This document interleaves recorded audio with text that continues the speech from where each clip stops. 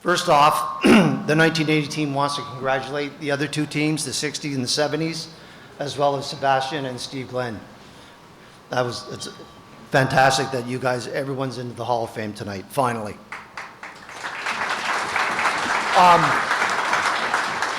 On another note, just want to thank Paul and Charm for last night, and Nick Georgitsis for his great cooking of the lamb chops. And of course, you got to thank Mike Reed and Fran for having us today at the Westin to have a little thing for Joel Baldwin. So thanks very much to everyone for their hospitality. Now, I got to take out my glasses because I got to read this. Cam sent an email with his note that he'd like us to speak about. Then I'm going to ask Rick to maybe talk about the season a little bit, and we'll go from there. Hope I can read this. First, on behalf of the 1980 team, I'd like to congratulate Steve and Sebastian on their individual selection to the Hall of Fame. Also, our congratulations to the members of the 1960 and 1970 teams on their introductions, an honor that is well deserved by all. I would also like to congratulate our three teammates, Rick Zmich, Boyd Young, and Mike Giftopoulos, on their previous individual Hall of Fame selections. They were all instrumental in the team's success in 1980. I would like to remember and honor our three teammates, Dave Pagnuti, Paul Timmler, and Joel Baldwin, who left us far too soon. May their memories be a blessing and comfort to their families that they are missed. Our 1980 team was very special in many ways. We had some very talented athletes and skilled coaches with a committed support staff that brought the best out of the team.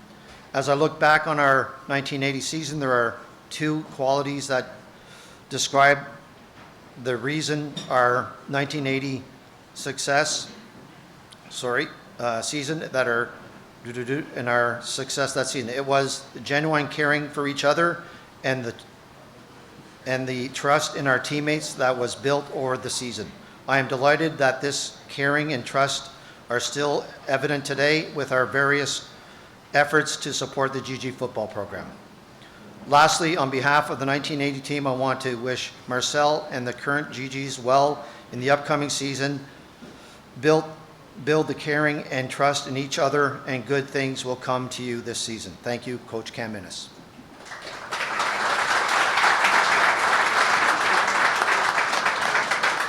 Mr. Zmich, I know you are never lost for words. Rob's always a straight man. This is definitely a PG-13 group, so my story is going to be very subtle. First, Seb and Steve, congratulations on going into the Hall. Both terrific athletes. I got to know Seb through Coach Pichet, tremendous and well-deserved, in the 1960 and 70 group. You guys that are still here, Ace, I'll be brief. We'll clear the tables out for the dance floor. We'll get ready to go in about 10 minutes. I'm going to, Seb, you talked about your recruiting trip, and I had to smirk on that about the, not so much the poutine, but the libation in that box. Two sponsors we had back in 1980 that really jump out at me, and I know it was part of the elixir of our success. When you get down to the College Bowl at that time, Vanier Cup, the two principal sponsors were Nestle, of course, chocolate bars and chocolate milk. The other one was Shenley. And that's like catnip for a bunch of 21, 22-year-olds in Toronto. So we're not that good looking. We're not as bright as the 1960 guys, but we could drink. Believe me, we could drink. That's the truth. Before I go a little further, and Rob will expand a little bit on this about some other teammates, I wanted to welcome, a special welcome to Lucille Timmler and a family who came up from Kansas City. Paul had passed away a few years back, and there's about, Lucille, about 5 or 6 of you that came up from Kansas City, and I think they should draw some applause for that.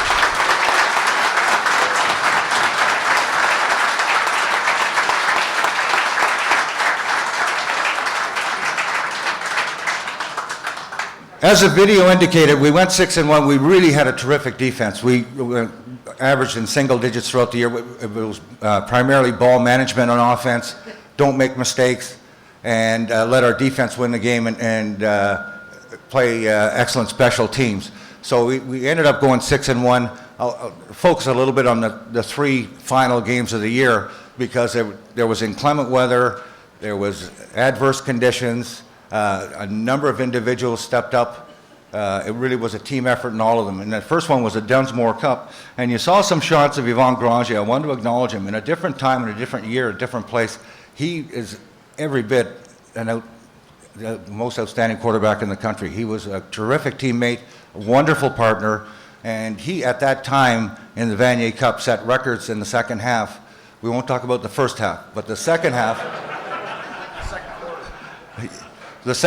he had records for completions and attempts and yardage that stood for a number of years, and he just was a tremendous partner and teammate. So in the Dunsmore Cup, and it ended up through Slick, who was a tremendous coach with us from a fundamental perspective. He worked both of us, and we were going back and forth, splitting duties, and one would start one game, one would start the other game, and Yvon got the start in the Dunsmore Cup. Icy conditions, very cold at Lansdowne Park, still natural grass, and I think we battled it back. I ended up coming off the bench. Donnie made a great catch. We won the Dunsmore Cup. But as we did that and followed up and went down to the Atlantic Bowl, so I started that week, and we were playing Acadia, and I think, I forget his name, John, the coach at Acadia at the time, very successful. Hewitt, thank you very much. John Hewitt. They were sort of the cat's butt, and we were kind of the underdog. So we went down there. I had started the game. We had a number of things going, well, specifically a number of things going with Mike Giftopoulos, who ended up being the MVP of that game. But I think Gift was about 160-some yards rushing.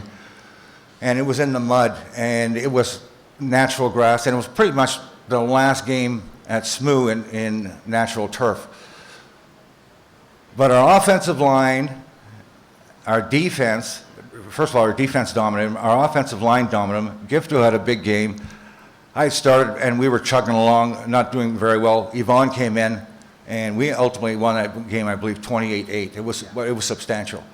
Following that game, when we went out on, no, I'm not going to go, I was going to talk about that, sorry. We did set some other records, I guarantee you. Yeah. Then to the Vanier Cup, we were playing a very good Alberta team. The late Jim Donlevy coached them, and all the old timers would know this. Alberta would always have a good squad, excellent squad, as a matter of fact. And we came out. One of the turning points in that game, in my mind, even to this day, and I think we've even talked about it, Boyd. And you look at the film. There was an early block punt that Boyd had done down in their. Close to their goal line. They called it offside. Boyd was so quick that they just missed it, and that's the truth. That was the truth. It was not offside.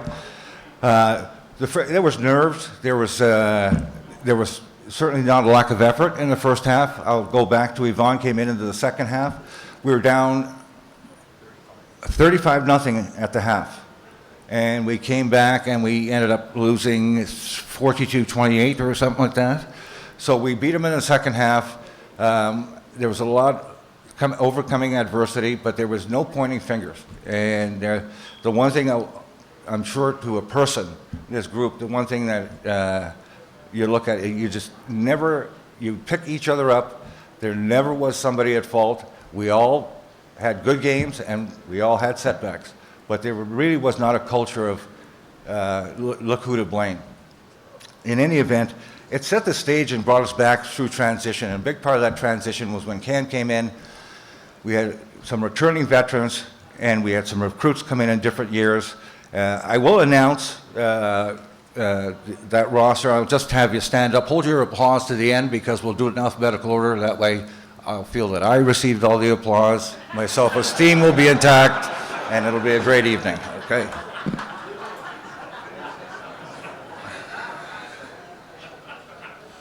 Coach Innes is not here, of course, but Jim, and I'll mention some others, but they're not here. Jim Clark coached our defense outstanding, and ultimately was my offensive coordinator in 1982. Outstanding again on both sides of the ball. Julian Hanlon's here over by the bar. Julian is in the Hall of Fame. Julian is the only CIAU CIS athlete in the history of the sport to play on 2 undefeated national champions, 1975 University of Ottawa, 1978 Queen's Golden Gales. That would be worthy of an applause, I think.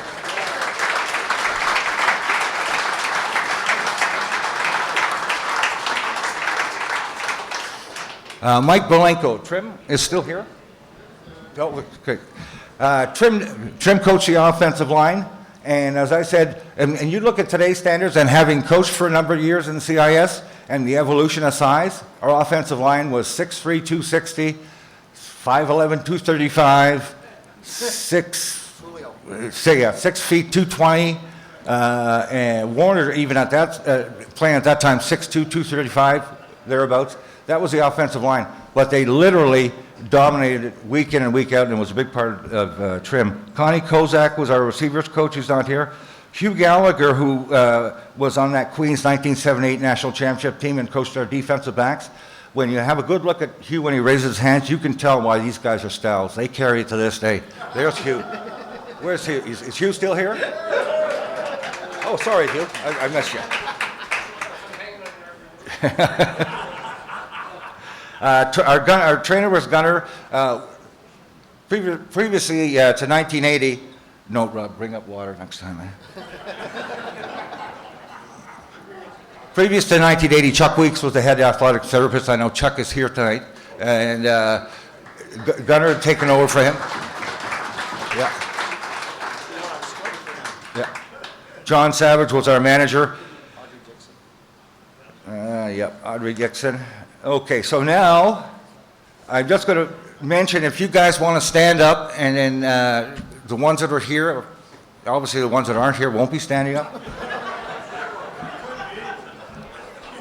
1976 coming in, and part of this 1980 roster, Peter Huber from LaSalle, Quebec. He had 6 interceptions in 1979, was an All-Canadian, I believe. Yeah, Peter Huber. Mike Gift-Tomplis was part of that 1976 class. I mentioned Gifto. He led the conference and the country in rushing one year and was the MVP in the Atlantic Bowl. Class in 1977, Mike Reed came down as a running back from Sudbury and ultimately became a center and a second-round draft pick of the Edmonton Eskimos. And my roommate for 3 years. I can change storylines here any minute, Mike.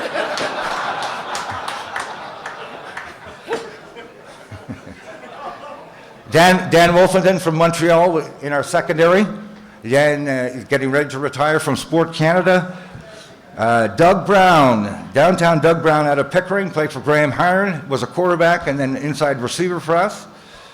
Jimmy Ifelici was a high school teammate of mine at Fisher Park High School. We both played for Neil Wyatt, for you 1970 guys, a retired educator. Of course, the late Joel Baldwin, who we miss dearly, we celebrate his being here, even though he's not here today. And Joel probably attended no less than 10, 15 touchdown dinners. I mean, talk about true loyalty to the program. Kevin Lux out of Peterborough, linebacker. Rob Tallyhoe, defensive back, out of Laurentian. Actually, I've known Rob, I think it's 50 years, going back to when we were 12, I think, playing baseball against each other, McKellar Park. And of course, Paul's not here. I introduced his family, and he's here in spirit. I'm so happy that they made the journey to be here. Hey, Rick, I just got a question for the 1977 guys. Do you remember we followed an orange Corvette through downtown Ottawa at one practice? Do you guys remember that? Bob McCullough. Remember where we went? 1978 class that came in, Mike Gallagher out of Glebe in the secondary. Mike's down in San Jose. Bernie Gillette, where's Bernie? Out of North Bay.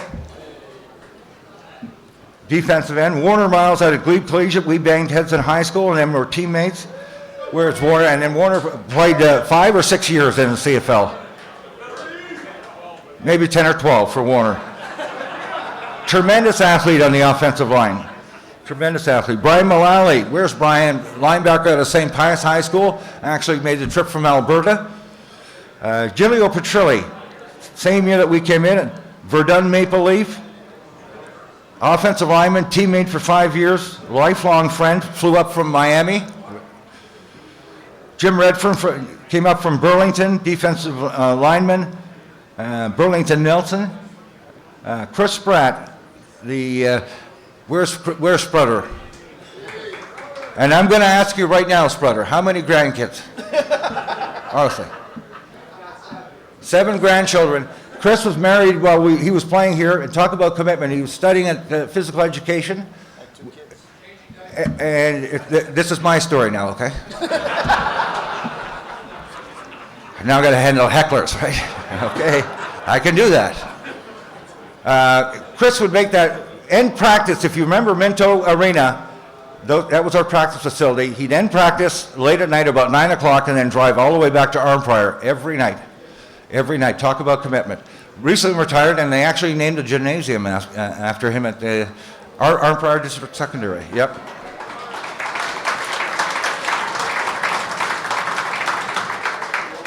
Dave Upton, who's not here, of course, Upton was on our offensive line. He couldn't make it. He's on a trip out west.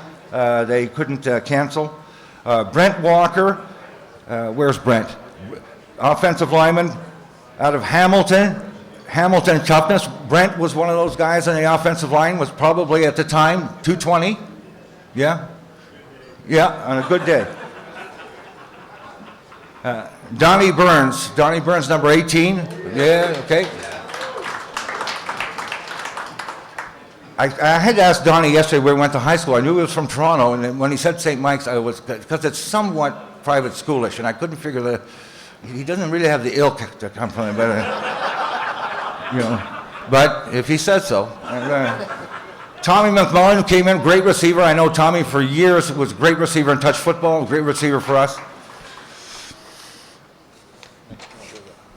Right here, okay. 1979, Andy Katz. Is Andy here? No, he's not here, okay. He was a punter and kicker in that contest out of Verdun. Paul McLaughlin, receiver. He, in his own right, I think, had 8 or 9 catches in that Vanier Cup game. Was it 8 or 9, Paul? See, attaboy. You keep track. Do that. Always have that there.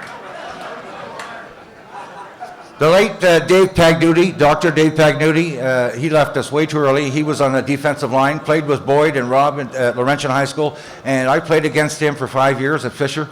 He was a beast. He was a beast. I mean, and then went on to be a successful surgeon, and unfortunately left us way too early. Brian Towers in defensive secondary, playing free safety primarily, still playing rugby, I think, Brian?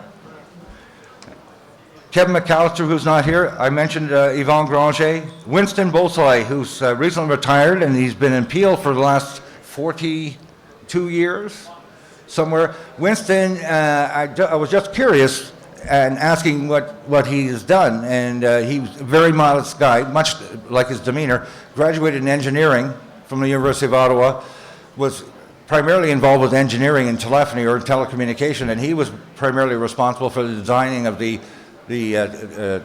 telephony and the switching and the Wi-Fi of the Brampton Civic Hospital. Yeah, the entire operation, which would be substantial, which I can't speak to. So, Peter Plakaitis, who could not make it. Brian Denham, who could not make it. He's out of Oshawa. Nick Georgitsus, big defensive lineman, came in out of Bell High School, played against Nick in the defense in the Athletes Action Bowl. We came in virtually the same time, and Nick ended up playing both ways on both sides of the ball. John Hennessy out of Pickering. Where's Henny? Henny still holds the record for the smallest feet. You've got to be a size 4, John. I know it is. I'm not going to go any further with that comment, by the way. Guido Bean's not here. Robin Stafford, linebacker. Brock Bundy out of Malvern Collegiate and managing director of Vimy Ridge Capital. Took that over for his dad. His dad was one of the great supporters of ours, and that's another story about the 1982 team, but we won't go there either. Craig Walker, tight end, and Craig came out of Gloucester Collegiate. Craig would go on to be a All-Canadian in 1982. And Boyd Young out of Laurentian High School, nose guard, I already commented on Boyd. And part of that defense, that whole defensive front, but the entire defense that complemented each other, they kept us in that season, gave us an opportunity to win a national championship. We got there, just fell short, but we got there. Ray LeCarry, Ray out of Glebe Collegiate, inside receiver. And Ronnie Wilson. Now, Ron, I had the unique opportunity of playing with Ron in 1980, and then I coached with Ace in 1985, and Ron was on our Ravens Churchill Bowl team. I had to give us some plug, yeah, Ronnie? So he brought that winning attitude over. I'll turn it back over to Rob. Thank you for your patience and listening, and go ahead, Rob. Okay, thanks everyone. Just one more thing that the 1980 team wants to do for the program. We had a meeting about a month ago, a few of us, and we decided what's the best way to support the team. So we thought the best thing is to provide some financial aid to the football team. So, and we want to do it in honor of Paul Timmler, Dave Pagnuti, and Joel Baldwin. As of an hour ago, we've accumulated $12,000 to give to the football team.